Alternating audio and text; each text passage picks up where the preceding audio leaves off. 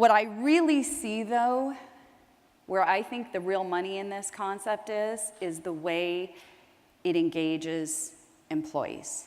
So that's what everybody's after, right? That employee who, like we just talked about, gets off their shift and knows that there's a need and stays for overtime.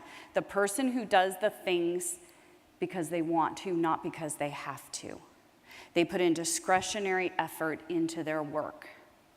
I was working with a healthcare provider that provided hospice care, and they had a resident there who was final stages. Hospice had come in, and so they called the family to let them know. And daughter, I think, was first call out. Social worker made the call to the daughter and said, you know, hospice has been here, and we think it's close to time if you'd like to come see your mother. She's like, yeah, okay, thanks for letting me know. Just call me when she's passed away. And nobody came to see her. She had 4 children. So the next day, the social worker called the next name on the list, which was the son, and said, hey, I just don't know if your sister got a hold of you. I just wanted to let you know your mother's final stages. He said, thanks very much. Call us when she's passed.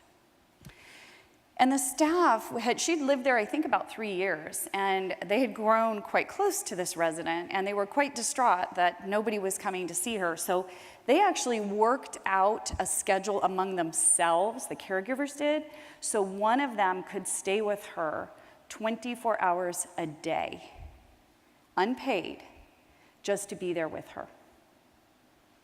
And I thought, those are engaged employees. Those are the employees that we all want, that feel so devoted to the work that they're doing, that they're willing to change their lives for it.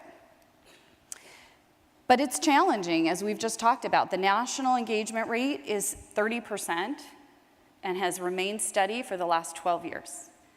You've tried everything, and still 70% of our employees, 70% of us, aren't passionate about what we do every single day. And the reason is because it is something that requires continuous attention. Somebody who was engaged a year ago, today might not be. So you can't just say, oh, this is my A player, they're engaged, everything's great, and just not worry about them.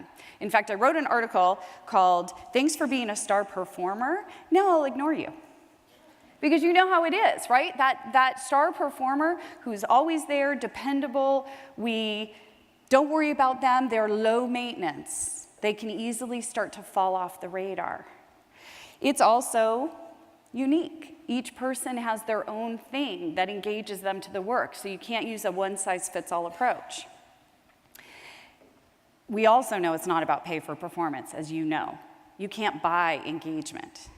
Now, there's good news to that, and there's bad news to that. What I really see, though, is you want to get more employees engaged, you want to reduce turnover, it starts at leadership. Still, to this day, the #1 lever in engaging employees more is how emotionally connected they feel to their direct supervisor.